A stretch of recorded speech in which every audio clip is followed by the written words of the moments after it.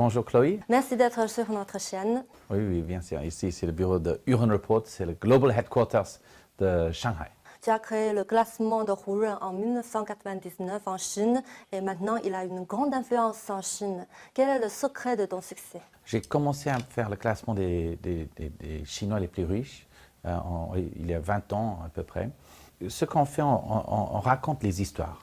En fait, on fait un classement et puis on voit qui est-ce qui est numéro 1, numéro 2, numéro 3 et comment est-ce qu'il ou elle est venu à être numéro 1, 2, 3 en Chine.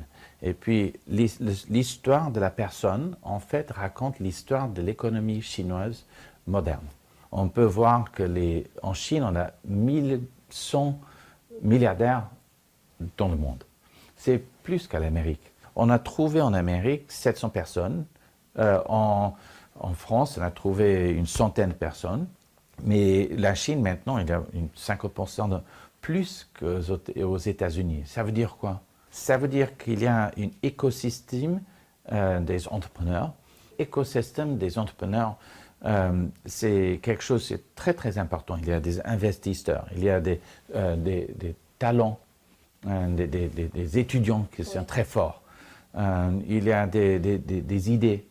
Je pense que c'est très important pour les pays de penser comment est-ce qu'on peut créer un écosystème pour les entrepreneurs.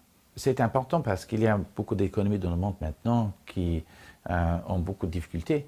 Et je pense maintenant il faut vraiment voir qu'est-ce que Pékin il a fait bien, qu'est-ce que Shanghai il a fait de bien, qu'est-ce que Shenzhen les villes ici, qu'est-ce qu'ils ont fait de bien. Alors comment tu penses des entrepreneurs chinoises? Pour les femmes entrepreneurs dans le monde, on a trouvé une centaine par exemple qui sont des milliardaires. Et ce qui est étonnant pour moi, pour beaucoup de personnes, c'est que presque 70% sont des femmes chinoises. La population chinoise, c'est que 20% de la population du monde. Mais 70% sont des femmes chinoises. Ça veut dire que les femmes chinoises, la Chine aujourd'hui, c'est absolument le centre dominant pour les entrepreneurs femmes du monde. C'est head and shoulders. Et numéro 2, c'est 15%, c'est l'Amérique. Numéro 3, c'est l'Angleterre, avec 7%, quelque chose comme ça. Mais numéro 1, c'est 70%. C'est pas la même chose. Comment vous voyez l'économie chinoise dans 5 ans, dans 10 ans? Oui, je suis très optimiste pour l'économie de la Chine dans 5 ans, 10 ans, je ne sais pas.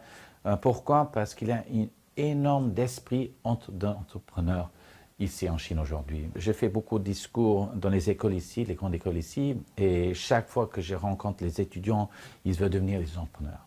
Je parle beaucoup avec les associations ici, et chaque fois qu'on rencontre des jeunes entrepreneurs ou des petits entrepreneurs, je pense qu'ils ont une énergie, mais c'est attirant, c'est super attirant.